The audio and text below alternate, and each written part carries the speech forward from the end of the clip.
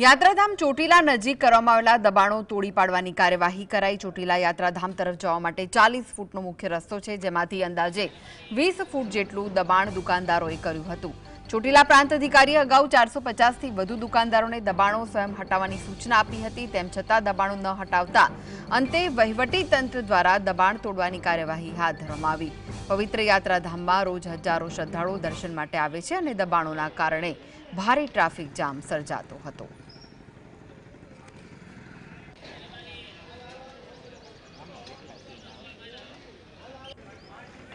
तो વધુ વિગતો માટે જોડાઈ ગયા છે સુરેન્દ્રનગરથી સંવાદદાતા ફઝલ। ચોટીલામાં દબાણો દૂર કરાયા છે, શું વિગતો મળી રહી છે? ખાસ કરીને સુરેન્દ્રનગર જિલ્લાનું સુપ્રસિદ્ધ યાત્રાધામ એટલે ચોટીલાના જે મુખ્ય માર્ગો છે તે 40 ફૂટના હતા, પરંતુ તેના ઉપર દબાણ કરી અને 20 ફૂટના કરી નાખવામાં આવ્યા હતા, જેને લઈને ચોટીલા પ્રાંત અધિકારી દ્વારા 450 થી વધુ દબાણકર્તાઓને નોટિસ ફટકારવામાં આવી હતી અને આજે આ દબાણ હટાવવાની કામગીરીનો પ્રારંભ કરવામાં આવ્યો છે। ચોટીલા પ્રાંત અધિકારી મામલતદાર સહિતની ટીમો દ્વારા ધામા નાખવામાં આવ્યા છે। કેમેરામેનને કહીશ કે પહેલા સીધા લાઈવ દ્રશ્ય દેખાડશે।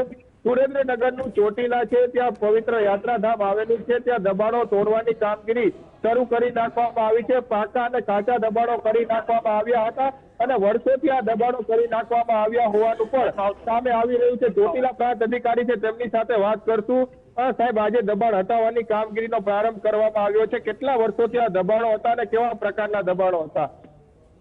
આ જે ચોટીલા ડુંગર તળેટીની અંદર યાત્રાધામમાં જે યાત્રિકો આવતા હોય છે એમના માટે કોઈ અગવડતા ન પડે, એમને કોઈ ટ્રાફિકની સમસ્યા ન થાય અને સરળતાથી દર્શન થઈ શકે તે માટે 40 ફૂટનો રસ્તો મૂકવામાં આવેલો છે। અને આ રસ્તા ઉપર આજે નેશનલ હાઈવે થી નાના પાળિયા રોડ થઈને છેક ડુંગર તળેટી સુધી આ રસ્તો છે અને આ આખો રસ્તો 40 ફૂટનો છે। એમાં લાંબા સમયથી દબાણકર્તાઓ દ્વારા આ દબાણ 10 ફૂટ એટલે કે 10 ફૂટ આ બાજુ એમ કરીને 20 ફૂટ રસ્તો છે એ દબાણ કરી દીધું, જેના લીધે હાલ હયાત રસ્તો 20 ફૂટ બાકી રહ્યો હતો અને એના લીધે ખૂબ હાલાકી પડતી હતી અને જેને ધ્યાને રાખી અને આજે આ તમામ દબાણકારોને અગાઉ પણ વારંવાર નોટિસો આપેલી હતી। ગઈ વખતે પણ આ દબાણ દૂર કરેલું હતું, છતાં ફરી કર્યું એટલે આ દબાણને હાલ દૂર કરવાની કાર્યવાહી ચાલુ છે। કેટલા વર્ષથી હતું આ દબાણ? આ દબાણ છેલ્લા 5 વર્ષથી દબાણ હતું, એની અગાઉ પણ અમુક દબાણો હતા, અમુક દબાણો નવા ઉભા થયેલા છે, પણ આ દબાણ 5-6 વર્ષથી। શું કાર્યવાહી થશે હવે આગળ?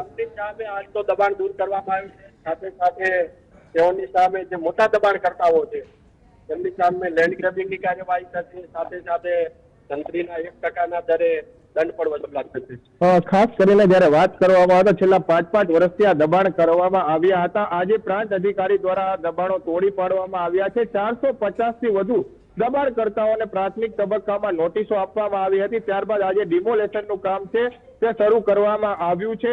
આ ખાસ કરીને જે મોટા દબાણકર્તાઓ છે તેમના વિરુદ્ધમાં પગલાં ભરવાની તૈયારી પણ તંત્ર દ્વારા દેખાડવામાં આવી છે। આ ઉપરાંત જે દબાણકર્તાઓ છે તેમના દ્વારા પાકા દબાણો બનાવી નાખવામાં આવ્યા હતા, ત્યારે આજે આ દબાણો તોડી પાડી અને ત્યારબાદ તેના 1% રકમ પણ વસૂલાત કરવાની તૈયારી છે, આ તે તંત્ર દ્વારા દેખાડવામાં આવી રહી છે। ત્યારે હાલના તબક્કામાં 450 થી વધુ દબાણો છે તે તોડી પાડવાની કામગીરી આજથી શરૂ કરવામાં આવી છે। જી આભાર ફઝલ સમગ્ર માહિતી